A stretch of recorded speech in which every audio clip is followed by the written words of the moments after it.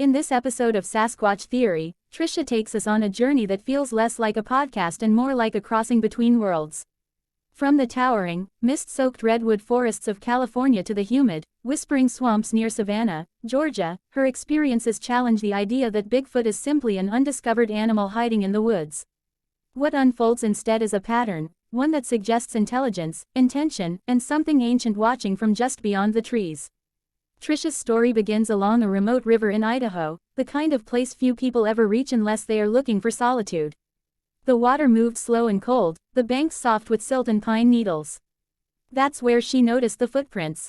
They weren't rushed or chaotic, but deliberate, long strides pressed deep into the earth, following the river as if whoever made them understood the land intimately.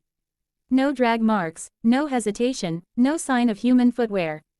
Just a quiet trail that appeared and vanished again into the brush, as if the forest itself decided how much it would reveal. Later, in a canyon miles from any road, Tricia heard a sound that still unsettles her.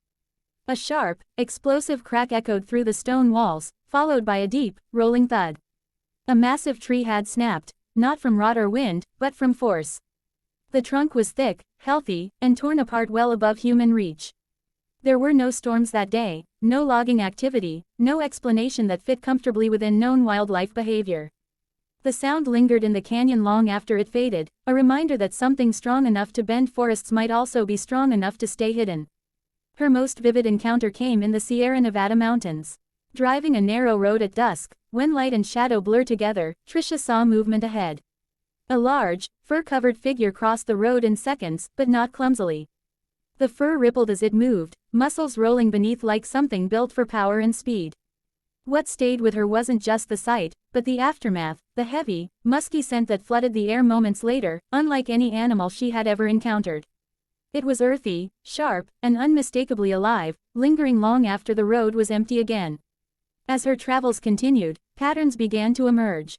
In multiple locations, often far apart, Tricia found tree structures that defied coincidence.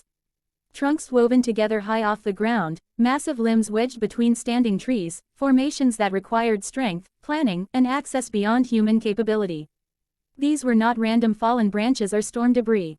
They looked intentional, almost symbolic, as if marking territory or communicating presence.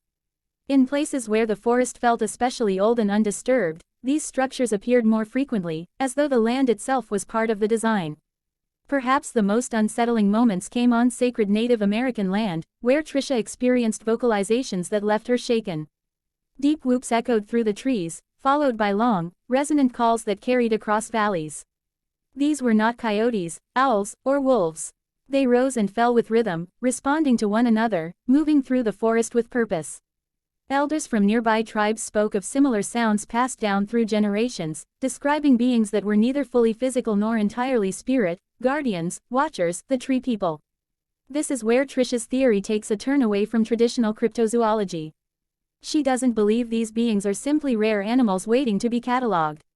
Instead, she suggests they may exist at the edge of our understanding, capable of interacting with the physical world, yet not bound by it. The way they appear briefly and vanish, the intelligence implied in their movements and structures, and their consistent association with sacred or untouched land all point towards something more complex. Across cultures, indigenous stories describe forest beings who protect the land and punish those who disrespect it. These entities are often depicted as tall, powerful, and elusive, able to move between worlds. Tricia believes modern Bigfoot encounters may be the same phenomenon filtered through a contemporary lens. Where science looks for flesh and bone, ancient traditions recognize spirit and responsibility. Perhaps Bigfoot isn't hiding from us, but from what we've become.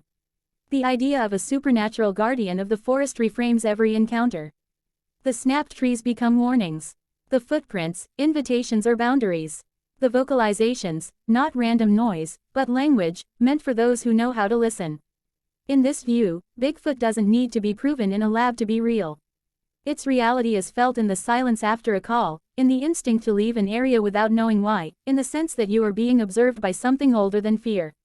As Tricia moves from redwood groves to southern swamps, one truth remains consistent: these experiences happen where the land is alive and respected. Where forests are treated as sacred, not resources. Maybe the mystery of Bigfoot endures because it is tied to the mystery of nature itself, wild, intelligent, and not meant to be owned. This episode of Sasquatch Theory doesn't ask you to believe blindly. It asks you to consider that not everything real fits neatly into categories we control. If beings like the tree people exist, perhaps their purpose isn't to be found, but to remind us that the forest is not empty, and never was.